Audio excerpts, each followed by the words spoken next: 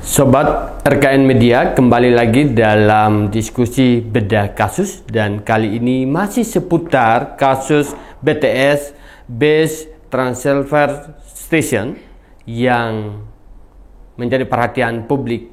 Bukan soal 8, sekian triliun yang menjadi sorotan kali ini, tetapi nilainya memang kecil, yaitu 27 miliar. Tetapi menjadi pertanyaan publik adalah terkait dengan duit 27 miliar yang diserahkan Masdir Ismail, pengacara terdakwa kasus korupsi BTS Irwan Hermawan, ke Kejaksaan Agung. Nah, seperti apa? Yang menjadi menarik adalah sumber duit sampai saat ini tidak diungkapkan oleh Pak Masdir Ismail. Nah, ini menjadi pertanyaan, dan kali ini kita menghadirkan narasumber yang sangat senior selaku sekalian sebagai praktisi hukum dan advokat. Saya perkenalkan Pak Karel Ticualu. Selamat datang di studio RKN Media. Dan berikutnya Pak Petrus Celestinus selaku koordinator pergerakan advokat Nusantara, disingkat Perekat Nusantara, yang juga koordinator tim pembela demokrasi Indonesia TPDI. Kali ini kita memberikan kesempatan pada Pak Karel seperti apa melihat kasus yang melibatkan, mohon maaf ini, sesama advokat ya. Nah, ini tidak diungkapkan sumber dana yang 27M dan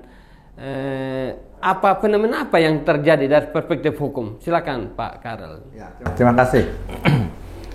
Saya mengamati dari pemberitaan, terutama ketika senior saya, Bang Magdir, ini menyampaikan bahwa ada uang 27 miliar yang disampaikan kepada Kejaksaan Agung.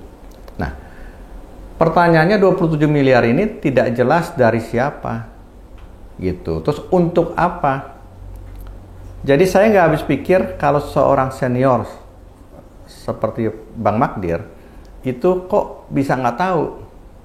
Nah, ini perlu didalami lagi, terutama oleh kejaksaan. Apa sih ya 27 miliar ini? Ini bukan uang kecil, uang cukup besar ya. Gitu, untuk ukuran kami. Tapi mungkin untuk ukuran orang-orang tertentu mungkin itu kecil. Tapi persoalannya ini bukan masalah kecil atau besar. Uang ini harus jelas dari siapa, untuk siapa, terus bagaimana bisa uang itu ada di tempatnya Bang Magdir. Nah, saya kira itu dulu sementara yang bisa saya sampaikan. Nah, ini kan patut diduga ini untuk penghentian satu kasus yang sedang ditangani. Apa boleh memungkinkan seperti itu atau seperti apa? Ya, informasi yang saya dapat seperti itu.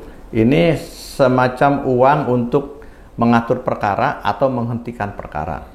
Tentu uang ini jelas jadi uang gelap, uang siluman, ya, yang perlu diperjelas lagi. Siapa yang bisa memperjelas dan mempertegas? Tentu dari pihak kejaksaan dalam hal ini. Nah, kejaksaan juga harus bongkar semua ya dengan teliti. Orang yang bersalah memang harus menjalani hukumannya. Orang yang tidak bersalah harus dibebaskan. Ya, itu. Baik Pak Karel, ingin mendengarkan pandangan dan Pak Petrus. Seperti apa Pak Petrus dalam kasus ini? Ya, terima kasih. Tentang 27 miliar yang kemarin menjadi berita besar karena diantar langsung oleh seorang advokat senior, Magdir Ismail, kemudian menjadi kontroversi. Kenapa dia menjadi kontroversi? Karena informasi tentang 27 miliar adalah diperuntukkan sebagai upaya dari kelompok yang ada di dalam konsorsium penyedia menara BTS 4G yang diinisiasi oleh Anang Ahmad Latif dan Irwan Hermawan. Menurut penjelasan Irwan Hermawan di dalam BAP-nya ketika diperiksa sebagai saksi atau tersangka, dia menyatakan bahwa uang yang dia kumpulkan semula dengan angka 119 miliar, kemudian berkembang menjadi 243 miliar itu antara lain sebagian mengalir ke sejumlah pihak yang menyatakan sanggup untuk menghentikan penyelidikan dan penyidikan atau penuntutan perkara korupsi Menara BTS ini di Kejaksaan Agung. Dan dia menyebutkan bahwa ada 27 miliar diberikan seseorang yang waktu itu disebut-sebut sebagai nama Dito, karena Dito menyatakan menyanggupi untuk menghentikan perkara itu.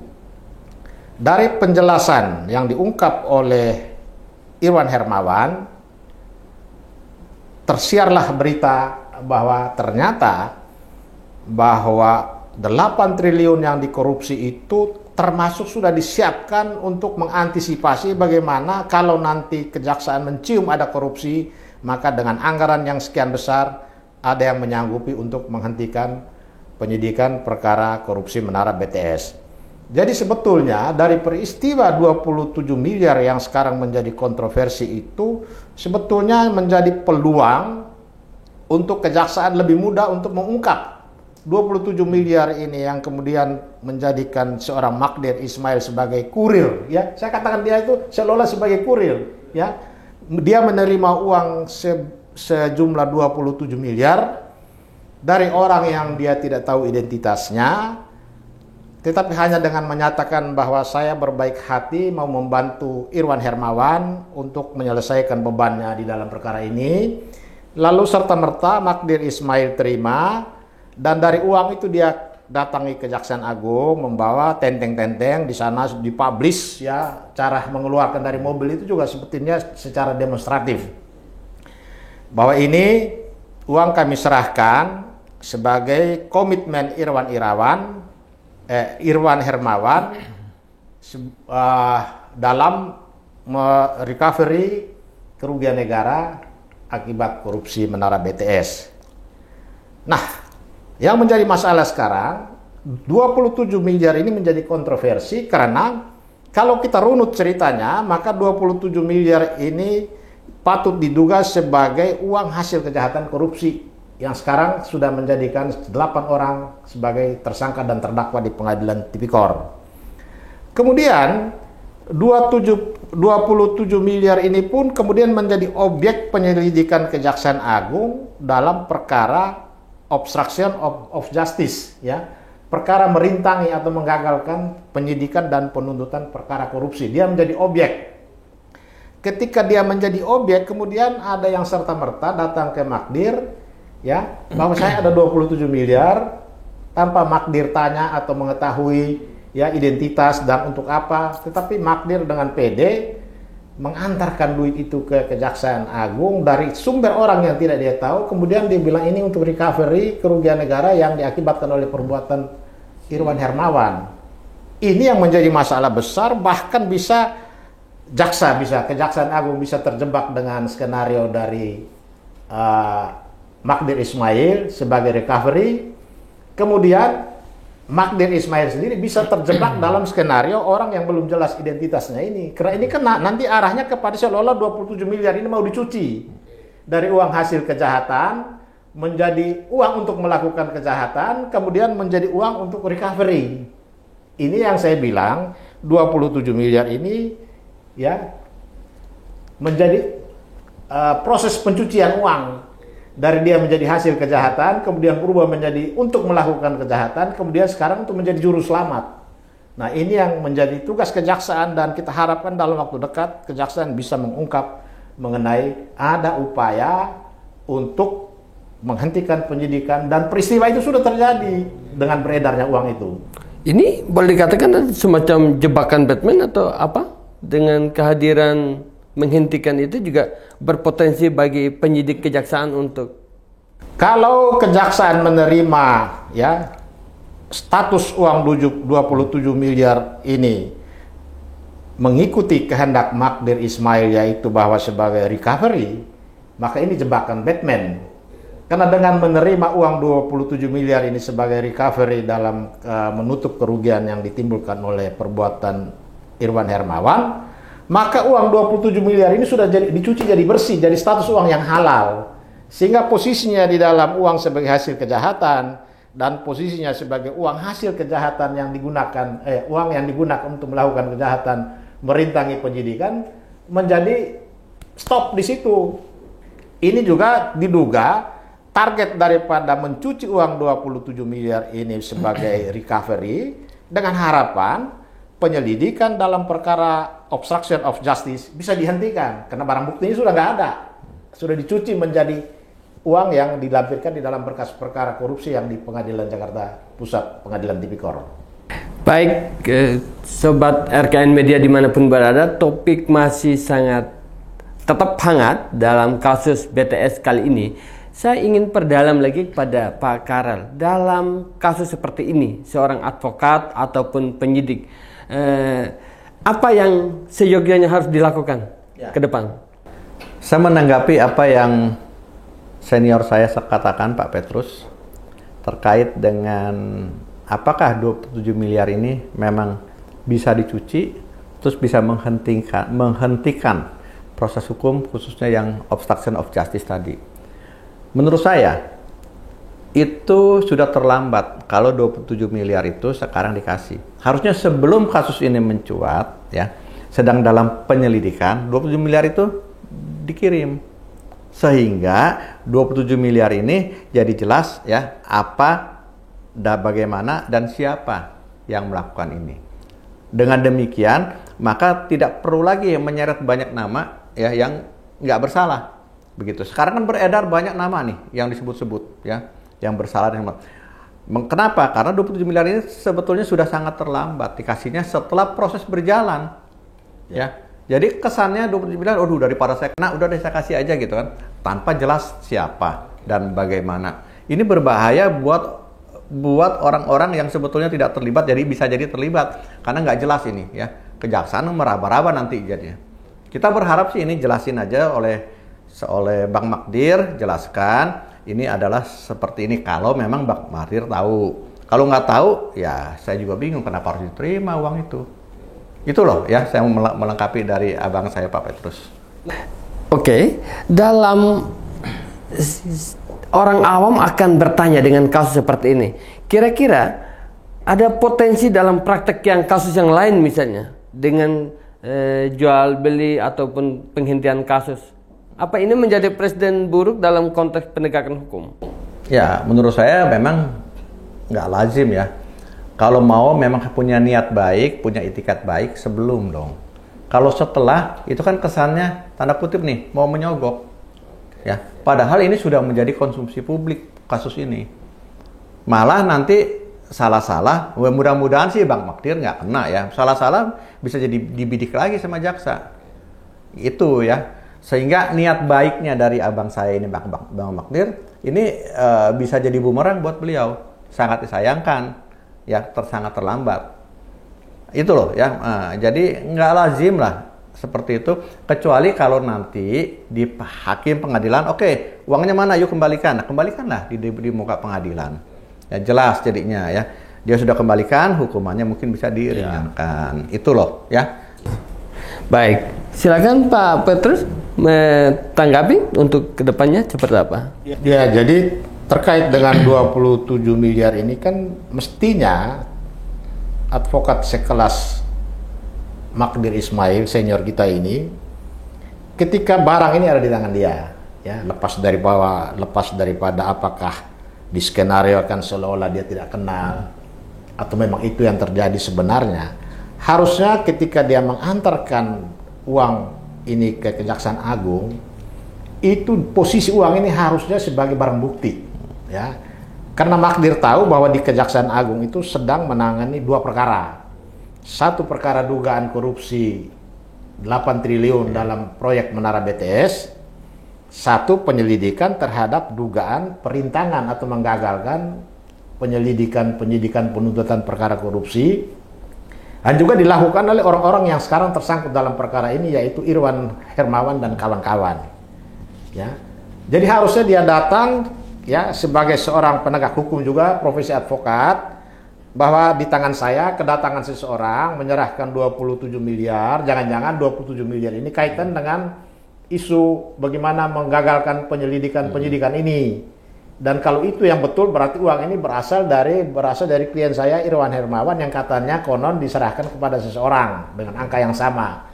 Diserahkan, nanti kejaksaan lalu menentukan apakah ini masuk sebagai barang bukti untuk melengkapi dugaan korupsi 8 triliun di persidangan di Tipikor Jakarta, atau ini masuk menjadi objek barang bukti untuk mengungkap dugaan menghalangi, merintangi, menggagalkan penyidikan korupsi yang ternyata kemudian gagal karena perkara korupsinya kan jalan.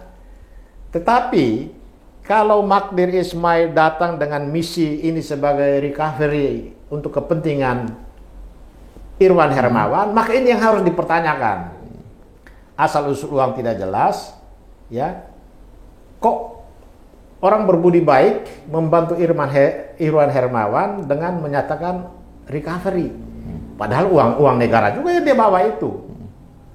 Jadi ini yang menjadi persoalan hukum yang dihadapi oleh kejaksaan. Dan kemarin kita dengar penjelasan dari Direktur Penyidikan Tindak Pidana Korupsi di Kejaksaan Agung bahwa kejaksaan belum menyikapi status uang ini. Karena harus dipastikan terlebih dahulu apakah uang ini merupakan bagian dari 8 triliun yang dikorupsi, ataukah uang ini merupakan uang yang digunakan untuk melakukan kejahatan menggagalkan penyidikan. Artinya kejaksaan tidak menerima skenario Magdir Ismail untuk menempatkan uang ini sebagai recovery terhadap kerugian negara yang 8 triliun itu. Nah, ini yang kita tunggu perkembangan ke depan. Sikap apa yang dilakukan oleh kejaksaan, dan kejaksaan mestinya dengan modal dia berhadapan dengan Magdir Ismail yang orang terakhir yang terima uang ini, itu menjadi pintu masuk untuk mengungkap siapa saja yang terlibat di dalam dugaan korupsi, merintangi, menggagalkan penyidikan perkara korupsi Menara BTS ini. Baik, Pak Karel, apakah sependapat dengan Pak Peter bahwa memang kejaksaan harus mengungkap sumber uang dan kemana aliran atau seperti apa? Ya tentu dong. Dalam perkara korupsi, aliran dana itu penting ditelusuri. Dan saya juga melihat dari apa yang disampaikan oleh Pak Petrus terkait dengan tadi ya, uang itu untuk recovery. Nyambungnya di mana? Ya. Antara korupsi 8 triliun, antara dana yang keluar untuk merintangi penyelidikan dan penyidikan, ya, dijadikan jadi recovery. Nggak nyambung. Dan belum diputus apakah terbukti atau tidak. Recovery nggak nyambung gitu kan. Makanya agak aneh juga kalau bilang recovery. Dari mana itu asalnya gitu kan. Kalau mau jujur aja, ini jujur dalam arti dugaan saya ya gitu kan. Mudah-mudahan nggak benar. Ini mungkin uang dipakai untuk menyuap supaya ini supaya ini berhenti, ternyata gagal, uangnya dikembalikan. Nah, uangnya dikembalikan mungkin oleh si yang memberi nggak mau diterima, ya udah serahkan kepada kejaksaan. Kemungkinannya itu yang lebih masuk akal ya dibandingkan untuk recovery. Nggak nyambung. Itu loh ya tanggapan saya. Nggak tahu kalau Bang Petrus gimana nanggapinya. Ya, jadi kalau kita lihat urutan-urutannya ya, misalnya dari awal ini mau digunakan untuk menghentikan penyidikan korupsi, ya, kemudian menjadi objek pemeriksaan di dalam dugaan merintangi dan menggagalkan, kemudian berputar lagi dibawa ke Kejaksaan Agung menjadi recovery, maka di sini publik akan menilai apakah Magdir Ismail ini sedang berbohong dan sekaligus menunjukkan kecerobohannya, ya. Mengapa orang bilang apakah dia sedang berbohong? Karena uang 27 miliar tidak mungkin seseorang dalam suasana ketakutan, takut ditangkap jaksa, ya, takut terjerat dalam tindak pidana merintangi, menghalangi dan menggagalkan, hanya punya kontak seketika kemudian terjadi penyerahan uang. Ya, publik meyakini, bahkan saya juga meyakini pasti ada komunikasi intensif yang dilakukan oleh orang yang memegang duit 27 miliar ini udah berapa lama ya, mungkin bisa 6 bulan atau 1 tahun dia pegang karena dia gagal masuk ke kejaksaan, ya. Kemudian takut, dia ingin menyerahkan ke Magdir, dan Magdir juga tanpa menyelidiki identitas, asal usul dan segala macam kok serta-merta terima. Kemudian uang ini mau dibelokkan sebagai budi baik seseorang untuk membantu Irwan Irawan. Padahal ini duit, harus diyakini bahwa ini duit negara yang mau dikorupsi. Jadi ini sebetulnya pekerjaan penyidik Kejaksaan Agung dalam mengungkap upaya pihak tertentu, termasuk Irwan Irawan yang mau menghentikan dugaan korupsi ini sebetulnya lebih mudah. Caranya ya dari Magdir Ismail yang harus membongkar ini. Irwan Hermawan ya. Jadi sebetulnya Magdir Ismail ketika dia mau muncul sebagai orang yang mau menyelamatkan atau membantu meringankan beban Irwan Hermawan, sebetulnya di situ Magdir sendiri kita yakini punya informasi banyak tentang siapa sebetulnya yang menyimpan uang selama ini kemudian menyerahkan kepada Magdir Ismail untuk dikembalikan kepada negara, karena negara dalam hal ini Kejaksaan Agung sedang menuntut perkara itu. Yang saya khawatirkan gini Bang, ini uang, karena uang besar ya, terima dulu deh gitu. Setelah terima, terus bingung ya, ini gimana nih kalau kita terima terus yang memberi nanti nyanyi, kan susah. Selama kebingungan akhirnya dibuatlah satu skenario, tapi mudah-mudahan nggak seperti ini abang saya Bang Magdir ya. Mudah-mudahan nggak, bukan beliau. Uang ini tadinya mau diterima mungkin ya, mau dipakai atau mau bagaimana, saya nggak bilang digelapkan ya. Nah, akhirnya ya udahlah kita serahkan aja ke kejaksaan deh daripada kita nanti terlibat. Nah, ini yang membuat jadi teka-teki ya di publik. Tapi begini problemnya. Kalau dari sumbernya tidak jelas, ini kan putus mata rantai ya. Karena Magdir bilang dia juga nggak kenal orang ini, hanya taunya inisialnya S. Ya. Kalau uang ini kemudian tidak jelas dan ada di tangan kejaksaan, maka jaksa juga tidak punya dasar hukum kuat untuk menjadikan barang bukti dalam perkara pokok, misalnya terkait dengan kerugian negara yang ditimbulkan oleh akibat dari perbuatan Irwan Hermawan. Ya. Karena tidak jelas juga apakah ini menjadi bagian dari uang suap untuk menghentikan penyidikan perkara korupsi, juga tidak ketemu. Maka uang ini ujung-ujungnya akan kembali ke Magdir Ismail lagi. Nah, mungkin iya. Mungkin juga enggak. Karena apa? Karena kalau informasi dari Bang Magdir ya, dia cuma tahu inisialnya S. Kalau tahu inisialnya S, berarti kan tahu nama lengkapnya siapa. Kalau nama lengkapnya tahu, nah tinggal ditelusuri oleh kejaksaan. Orang yang nama lengkapnya S ini ya, lengkapnya ini, nah terus ditelusuri ada nggak kaitannya? Sebagai apa dia dengan para tersangka maupun calon tersangka? Ya, apalagi sebagian sudah jadi terdakwa. Tinggal ditelusuri. Kalau ini balik lagi ke Bang Magdir, justru tambah aneh lagi kita, ya. Tambah aneh lagi. Uang nggak jelas, ya, nggak jelas katanya. Tapi menurut saya jelas, karena udah tahu kok yang memberikan adalah inisialnya S.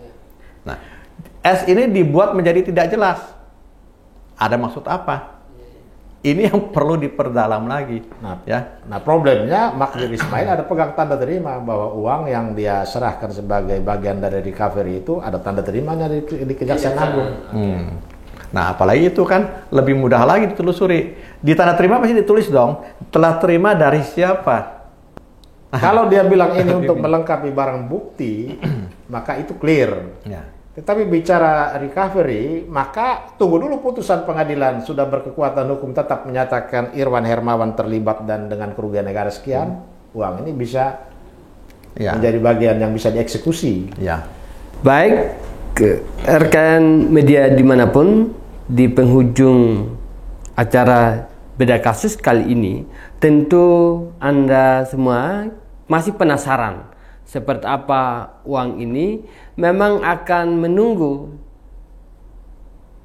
quote-unquote kejujuran Pak Magdir untuk mengungkap siapa sebenarnya S itu dan apa keterlibatan dalam kasus yang ditangani, yang dihadapi oleh kliennya oleh Hermawan, dan juga PR bagi penyidik Kejaksaan Agung untuk mengusut tuntas sumber uang 27. Saya ingin closing statement dari Pak Karel maupun Pak Petrus.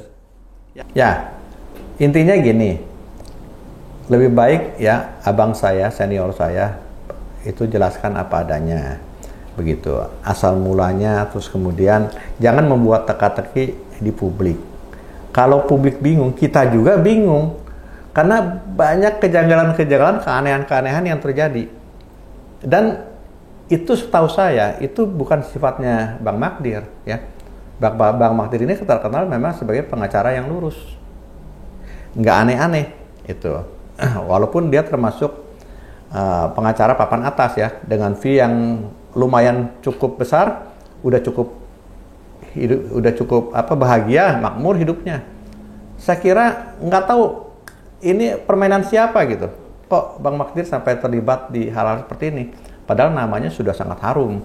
Mudah-mudahan beliau tetap menjaga nama baiknya, nama harumnya ya, dan ikut membantu kejaksaan mengungkap yang sebenarnya. Itu harapan saya sebagai junior. Baik, terima kasih Pak Karel. Pak Petrus. Ya, saya berharap juga agar terutama Kejaksaan Agung tidak boleh terjebak dalam skenario yang nampak sekarang itu sebagai 27 miliar itu akan ditempatkan sebagai recovery sesuai dengan permintaan Magdir Ismail. Begitu juga terhadap rekan sejawat Magdir Ismail. Kita juga berharap jangan sampai dia terjebak dalam permainan kekuatan besar yang sekarang ini belum disentuh oleh kekuasaan penegak hukum kita, yaitu Kejaksaan Agung.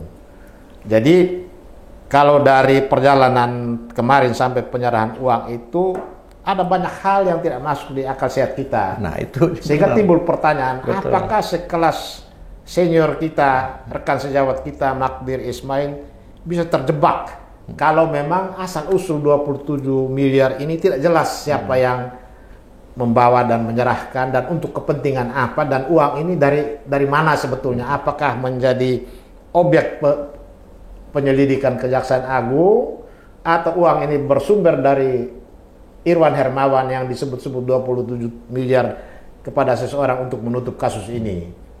Kalau itu yang terjadi, maka publik pasti melihat bahwa 70 miliar ini sedang dicuci untuk mengamankan semua pihak yang sementara waktu ini dicurigai sebagai berusaha untuk menutup kasus ini di Kejaksaan Agung. Upaya itu masih terjadi. Karena apa? Karena sebagian besar orang belum tersentuh. Ya.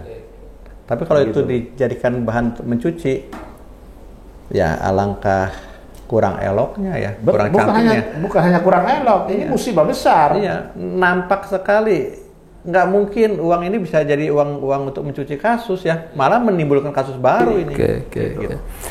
Baik, terima kasih Pak Karel Ticualu, advokat senior, dan Petrus Celestinus, koordinator Perekat Nusantara, Pergerakan Advokat Nusantara, sekalian koordinator TPDI, Tim Pembela Demokrasi Indonesia. Saya Freddy Batari mengakhiri diskusi beda kasus, dan Sobat Media RKN, ikuti terus channel RKN Media untuk mengupdate berbagai informasi yang menarik di masa yang akan datang. Terima kasih.